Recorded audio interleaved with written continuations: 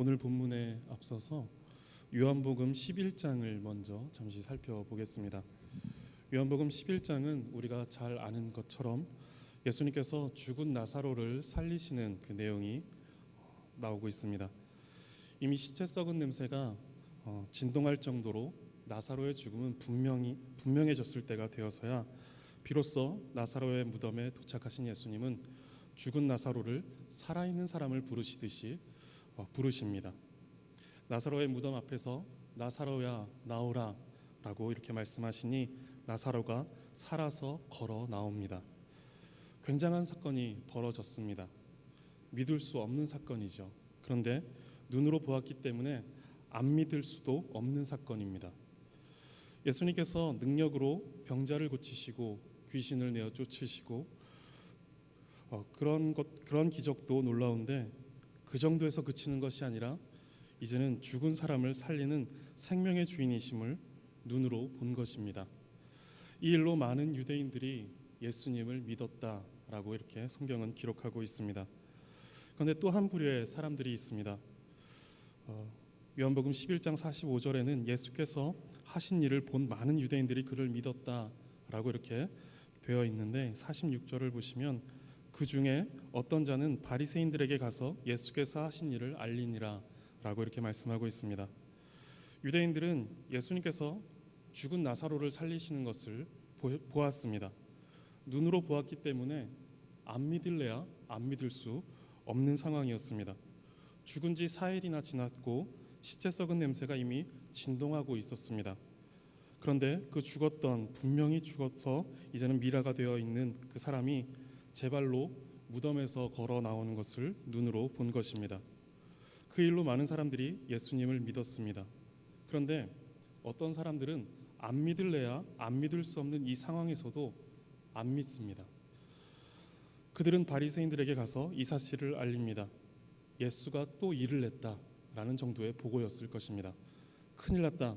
예수가 병자를 고치고 맹인의 눈을 뜨게 하고 귀신을 내어 쫓고 기적을 행하더니 이제는 죽은 사람까지 살리더라. 예수의 힘이 이제 걷잡을 수 없을 만큼 커질 것이다 라는 정도의 보고였을 것입니다. 이 보고를 들은 바리새인들은 종교 지도자들을 모읍니다. 그리고 이 사람이 많은 표적을 행하니 우리가 어떻게 하겠느냐라며 대책회의를 합니다. 지금 상황은 죽은 사람이 살아난 상황입니다. 그런데 이 사람들의 눈에는 지금 그것이 보이지 않는 것입니다. 48절을 보시면 만일 그를 이대로 두면 모든 사람이 그를 믿을 것이요 라고 말하고 있습니다. 이 사람들은 지금 사람들이 이 일로 예수님을 믿을까 봐 그것이 염려되고 그것이 걱정되고 있는 것입니다. 왜냐하면 로마인들이 와서 우리의 땅과 우리의 민족을 빼앗아 가리라는 이 염려가 있었기 때문이고 더 솔직히는 로마의 권력에 기대어 자신들의 권력을 이어가던 이들이 자신들의 권력을 잃게 될까 염려하고 있는 것입니다. 이날로부터 대제사장들과 또 바리새인들은 본격적으로 예수님을 죽일 모의를 시작합니다. 수배를 내려 예수님을 잡아오라고 명령을 내리기까지 합니다. 그리하여 예수님은 그곳을 떠나 에브라임이라는 동네로 가서 그곳에서 머무십니다. 그리고 얼마 후 예수님은 유월절 무렵 베다니 시몬의 집에서 준비한 잔치에 참석하십니다. 그곳에서 마리아는 값비싼 향유를 예수님의 발에 붓고 자신의 머리카락으로 예수님의 발을 닦음으로 예수님의 죽으심, 예수님의 그 장례를 준비했습니다. 11장에서 시체 썩은 냄새가 나던 베다니와 12장에 값비싼 향유 냄새가 진동하는 베다니가 상반되게 보여지고 있습니다. 죽을 수밖에 없는 나사로의 몸이 썩어져 냄새가 났듯이 이 세상은 그리고 모든 사람은 이미 오염되고 부패하여 죄악의 냄새가 가득합니다. 예수님의 죽으심은 그런 세상에 그리고 택한 백성에게 그리스도의 향기를 덧입혀 주시는 것입니다. 더 이상 죄로 썩어져가는 냄새가 아니라 그리스도의 향기가 나도록 하신 것입니다. 마리아의 향유 부음은 이런 위대한 사건을 준비하는 행동이고 또한 그러한 고백이었습니다. 예수님은 이 잔치를 마치시고 그 다음 날 예루살렘으로 들어가십니다. 예수님께서 예루살렘 성으로 입성하신다는 이 소문을 듣고 큰 무리가 모였습니다. 사내들인 공회에서 수배가 내려진 죄인의 모습이 아니라 모든 사람의 열광적인 환호를 받는 가운데 예수님은 예루살렘 성으로 입성하셨습니다. 유대인들은 원수를 이기고 돌아오는 승리의 왕을 맞이하듯이 종려나무 가지를 들어 환영하였고, 그리고 호산나 부르며 그들의 메시아로, 그들의 구원자로 찬양하며 환호하였습니다. 유대인들이 이렇게 성대하게 예수님을 환영하는 이유가 12장 17절과 18절에 나옵니다. 우리 본문으로 읽었는데 한 번 더 함께 읽어보도록 하겠습니다. 12장 17절과 18절에 유대인들이 예수님을 환영하는 이유가 나옵니다. 함께 읽겠습니다. 나사로를 무덤에서 불러내어 죽은 자 가운데서 살리실 때에 함께 있던 무리가 증언한지라. 이에 무리가 예수를 맞음은 이 표적 행하심을 들었음이로라. 예수님을 열광적으로 환영하고 있는 이 큰 무리는 예수님께서 나사로를 살리실 때에 그 나사로의 무덤 곁에서 그 일을 지켜보았던 유대인들로부터 예수께서 죽은 나사로를 살리셨다라는 이 이야기를 들었던 것입니다. 그 놀라운 사건에 대하여 듣고, 그리고 실제로 장례까지 치르고 미라가 되었던 무덤에 들어갔었던 그 나사로가 살아있는 것을 보았을 때 그 일은 예사로운 일이 아니었고, 그 일을 행하신 예수님은 보통 인물이 아니다라는 이 판단이 그들에게 있었던 것입니다. 그래서 많은 무리가 예수님을 보고 싶어 했고, 또 예수님께서 이스라엘을 로마의 압제에서 해방시켜주고 자신들을 부강하게 만들어줄 정치적 메시아로 손색이 없다라는 판단이 그들에게 있었던 것입니다. 그런 슈퍼 영웅이 나타났으니 얼마나 기쁘고 또 얼마나 반가웠겠습니까? 종교 지도자들은 예수님의 능력을 보고 로마의 탄압을 염려하여 두려워했지만, 대중은 반대로 로마의 탄압을 꺾어버릴 영웅의 등장으로 생각하여서 기뻐하고 크게 환호했습니다. 이렇게 되자 바리새인들은 낙담합니다. 19절에 바리새인들이 서로 말하되 볼지어다 너희 하는 일이 쓸데없다. 보라 온 세상이 그를 따르는도다 라고 이제 말씀하고 있습니다. 이제 예수를 죽이려는 모의와 그를 수배하여 그를 잡으려는 그 일들이 쓸데없을 만큼 온 세상이 예수님의 예루살렘 입성을 열광적으로 환호하고 열광적으로 기뻐하였습니다. 그런데 예수님은 그들의 열광적인 환호와는 어울리지 않게 한 어린 낙이 새끼를 타고 초라한 모습으로 입성하십니다. 예수님의 이 행동은 그들의 기대와 그들의 바램에 부응하는 왕이 아니라는 것을 보여주시는 것이고, 성경에 순종하여 죽고자 오시는 겸손과 평화의 왕임을 보여주시는 것입니다. 예수님께서 어린 나귀를 타고 입성하시는 것은 스가랴 선지자에 의해서 예언되었던 것입니다. 스가랴 9장 9절을 저희가 함께 보도록 하겠습니다. 스가랴 9장 9절에 보시면 우리 함께 읽겠습니다. 시온에 따라 크게 기뻐할지어다. 예루살렘에 따라 즐거이 부를지어다. 보라 내 왕이 내게 임하시나니 그는 공의로우시며 구원을 베푸시며 겸손하여서 나귀를 타시나니 나귀의 작은 것 곧 나귀 새끼니라. 나귀를 타고 오시는 왕은 겸손한 분이십니다. 그는 군림하시려고 오시는 왕이 아니라 섬기러 오시고 또 자신을 내어주어 죽을 수밖에 없는 죄인들을 구원하시는 왕이십니다. 그 겸손하신 왕은 능력이 없으셔서 군림하지 못하시는 것이 아니고 또 힘이 없어 죽으시는 것이 아니라 그분은 평화의 왕이시고 친히 그 평화를 보여주심으로 온 인류에게 그 화평을 전하려 하신 것입니다. 스가랴 9장 10절의 말씀을 보시면 그 왕이 오셔서 어떠한 일을 하시는지에 대해서 말하고 있습니다. 우리 9장 10절도 함께 읽겠습니다.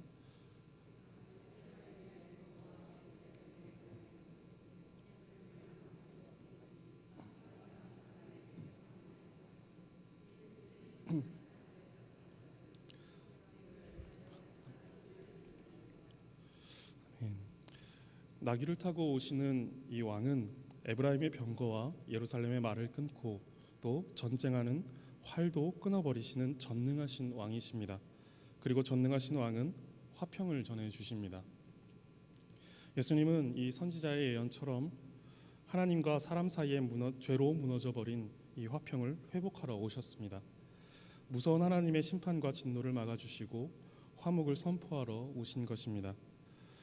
그리고 화평을 전하러 오심은 우리의 존재 자체를 바꾸어 버렸습니다. 진노의 자녀로서 하나님과 원수가 되었던 우리를 하나님의 긍휼을 입은 자요, 또 하나님의 사랑을 받는 하나님의 백성, 하나님의 자녀로 바꾸어 주신 것입니다.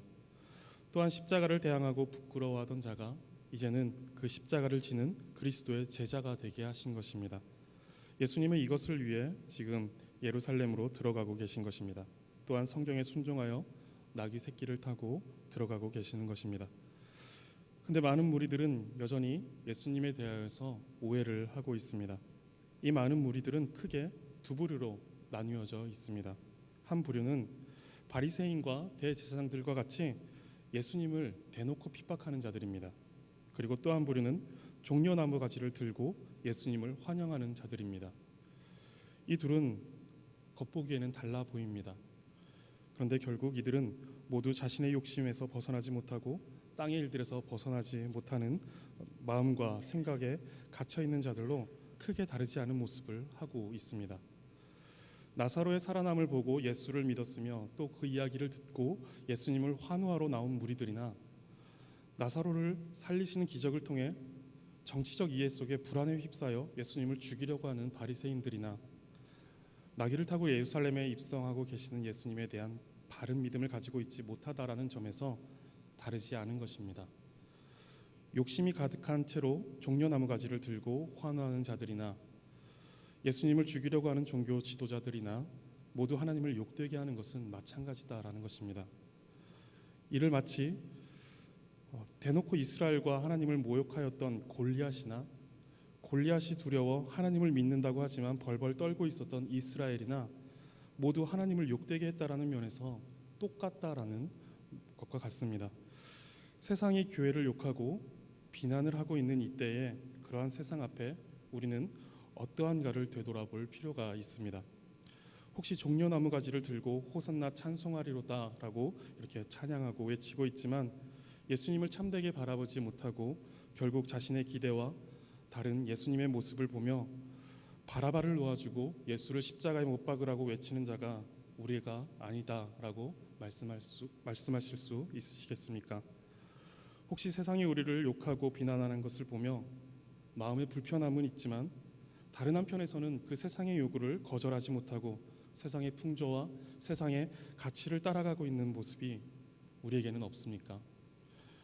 세상의 가치와 요구를 따르지 않을 때 내 소망이 끊어지고 내 안락함이 침해를 당하며 내 미래가 보장되지 않을지도 모른다라는 불안감에 휩싸여 벌벌 떨고 있는 모습이 우리에게는 정말 없습니까? 바리새인들이 예수님을 대놓고 모욕하였다라면 종려나무 가지를 들고 예수님을 환호하지만 결국 바라바를 놓아주고 예수님을 십자가에 못 박으라고 외치는 이들 역시 하나님을 욕되게 하고 있는 것입니다. 교회를 욕하고 맹목적으로 비난하고 있는 세상이 하나님을 대놓고 모욕한다라면 주일이면 예배에 나와 다양한 모습으로 교회를 섬기지만 일상에서는 세상의 가치와 그 요구를 거절하지 못하고 그것을 거스르지 못하고 말씀의 원리가 아닌 세상의 원리를 따라 살아가는 우리 역시 하나님을 욕되게 하고 있는 것입니다. 예루살렘 성으로 입성하시는 예수님을 향해 종려나무 가지를 흔들며 호산나 찬송하리로다라고 외치는 그들의 열광은 무엇을 향한 열광이었을까요?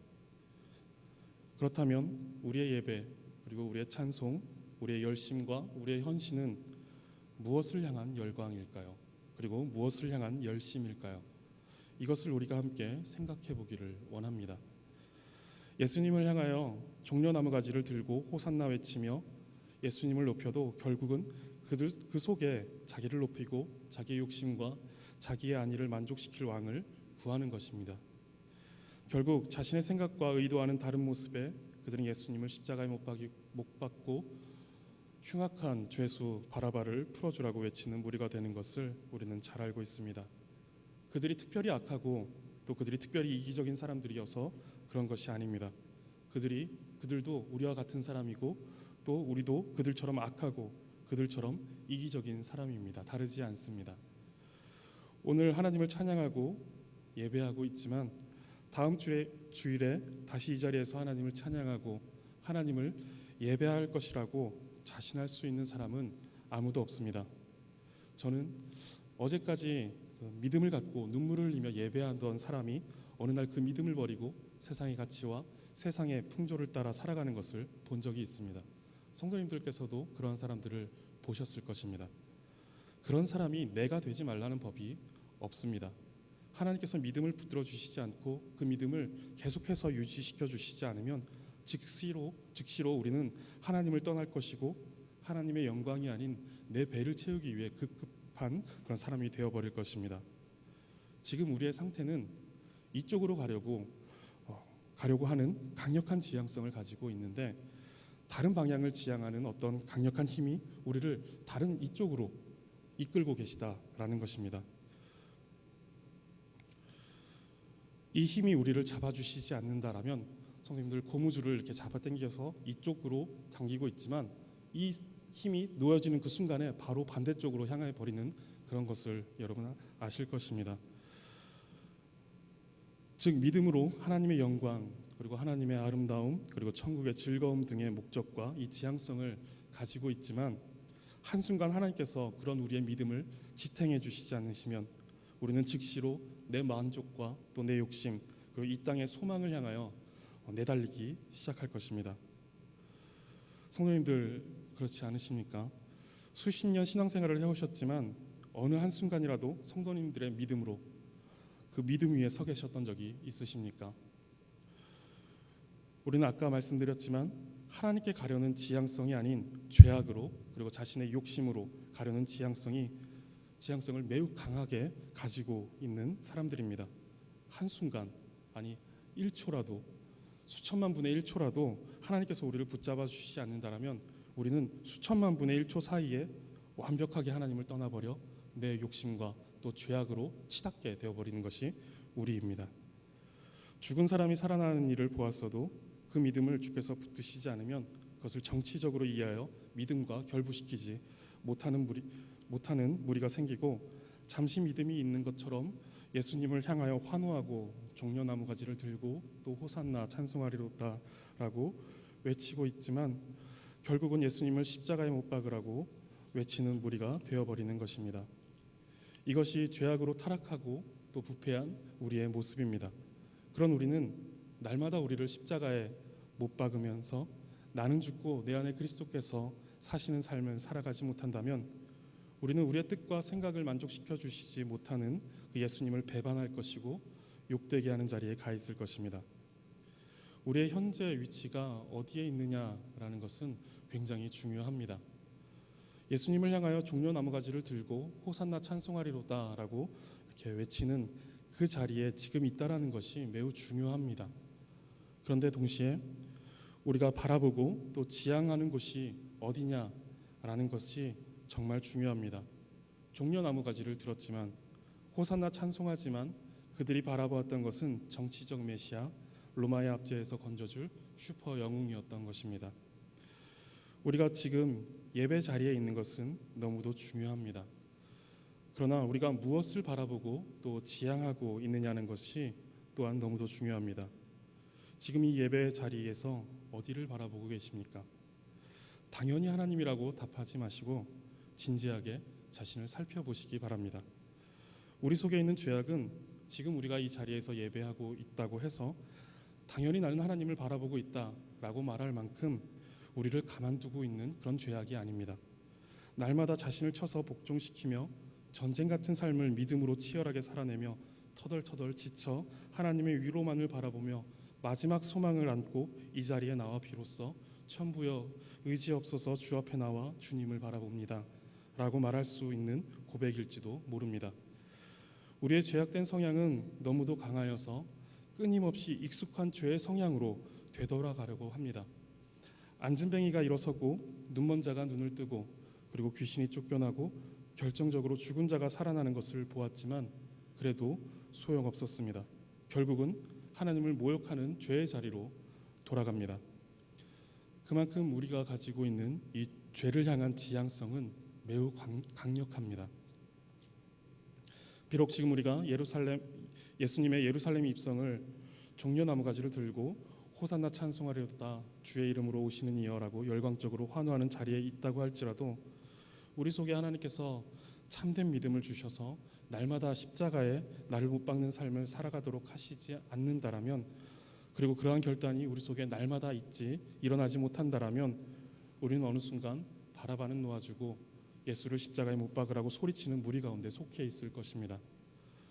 우리는 막연히 그런 생각을 합니다. 나는 아닐 거다. 나는 아닐 거야. 그렇지만 그 생각이 얼마나 교만하고 또 아니란 생각인지 모릅니다. 내가 결정할 수 있는 것이 아닙니다. 하나님께서 붙들어 주시는 것입니다. 그러나 또한 내가 살아가는 삶입니다. 그렇기 때문에 우리는 붙들어 주시는 은혜를 힘입어 날마다 믿음을 붙잡고 살아가야 합니다. 아주 겸손하게 하나님을 의지할 수밖에 없는 죄인임을 알고 주님 앞으로 날마다 더 가까이 가기를 간절하게 소망해야 하는 것입니다. 우리는 지금 현재의 발을 딛고 어디를 바라보며 방향을 정할 것인가를 매 순간 결단해야 합니다. 날마다 자신을 죽이는 자리로 가야 합니다. 그렇지 않고서는 경건의 모양으로 감추어져 있던 자신이 언젠가는 드러나 하나님의 영광을 가리고 또 하나님의 뜻을 거스르는 악한 자의 모습이 우리에게서 드러나게 될 것입니다. 예배하지만 세상의 가치를 따라 살아가는 사람은 현재 발은 신앙에 두고 있지만 그 발걸음이 향하는 곳은 세상이고 또 이 땅인 것입니다. 우리는 무엇을 바라보며 또 무엇을 향하고 있습니까? 무엇에 열광하며 또 찬양하고 예배하고 있습니까? 나를 위한 그리스도가 아니라 그리스도를 위한 내가 되고자 날마다 거친 십자가로 오르시기 바랍니다. 그리고 지금 예배한다라면 또 온 마음을 다하여서 하나님을 지향하시고 그 말씀을 따르는 구체적인 삶을 또한 지향하시기 바랍니다.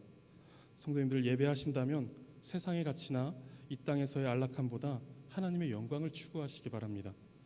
하나님을 향한 신앙을 고백하신다라고 한다면 하나님의 말씀을 삶의 원리로 삼아 살아가시기 바랍니다. 성공이 아닌 사랑을 실천하시기 바랍니다. 욕심이 아닌 배려를 실천하시기 바라고요. 소유가 아닌 나눔을 보여주시기 바랍니다. 그리고 지배가 아닌 섬김을 보여주시기 바랍니다. 하나님을 예배하신다라고 한다면 하나님을 예배하는 자가 바라봐야 하는 것을 바라보시기 바랍니다. 그리고 그러한 지향성을 간구하시기 바랍니다. 그리고 기억하시기 바랍니다. 우리가 가진 죄의 지향성이 너무도 강력하다는 이 사실을 반드시 꼭 기억하시기 바랍니다. 그러므로 오늘 예배의 자리에 있는 것이 내일 우리가 이 자리에 또 앉아 있을 것이다 라는 것을 보장해 줄 수 없다라는 이것을 기억하시기 바랍니다. 우리는 언제라도 반대 방향, 하나님께서 우리를 이쪽으로 붙들어 주시지만 하나님께서 우리를 놓아버리신다면 그 수천만 분의 1초 사이에 우리는 죄악된 하나님을 욕되게 하는 그 자리에 우리는 가 있을 것입니다. 이것을 반드시 기억하시기 바랍니다. 우리의 연약함과 죄악됨을 날마다 고백하시고 하나님의 도우심 가운데 우리의 믿음이 끝까지 하나님을 향하여 있도록, 그리고 하나님의 성도됨을 끝까지 추구하며 살아갈 수 있기를 간구하시기 바랍니다. 성도님들, 이 예배의 자리에서 그리고 신앙의 자리에서 무엇을 바라보고 계십니까? 그 방향성이, 그 지향성이 끝까지 하나님과 하나님의 말씀을 따르는 구체적인 삶을 향하시기를 바라겠습니다. 기도하겠습니다. 하나님, 감사합니다. 오늘도 죄로 오염되고 혼탁한 생각과 마음을 가지고 이 자리에 나온 우리를 말씀으로 정죄하여 주시고 다시금 하나님과 하나님의 말씀을 따르는 삶을 향할 수 있도록 인도하여 주시니 감사합니다. 우리가 날마다 하나님을 예배하며 우리의 신앙을 고백하지만 주께서 붙드시지 않으면 우리는 언제라도 죄악된 옛사람으로 돌아갈 수밖에 없는 연약한 자들임을 고백합니다. 오늘을 종려나무 가지를 들고 호산나 외치며 찬양하지만 내일은 바라바를 놓아주고 예수를 십자가에 못 박으라고 외치는 자들이 될 수 있는 강력한 죄를 지니고 있는 자들입니다. 우리를 불쌍히 여기시고 날마다 하나님을 바라볼 수 있는 참된 믿음, 그리고 죄악을 넘어서고 욕심과 이기적 자아를 절제하며 하나님을 향할 수 있는 성령의 도우심이 우리에게 있기를 원합니다. 예배를 하고 또 한 주간을 살아갈 때 세상의 일들 가운데 우리의 지향성이 흔들리지 않도록 도와주시고 예배하는 자답게 그리고 하나님을 믿는 사람답게 살아가도록 성령 충만함을 더하여 주시옵소서. 감사드리며 예수 그리스도의 이름으로 기도드립니다. 아멘. 함께 찬송가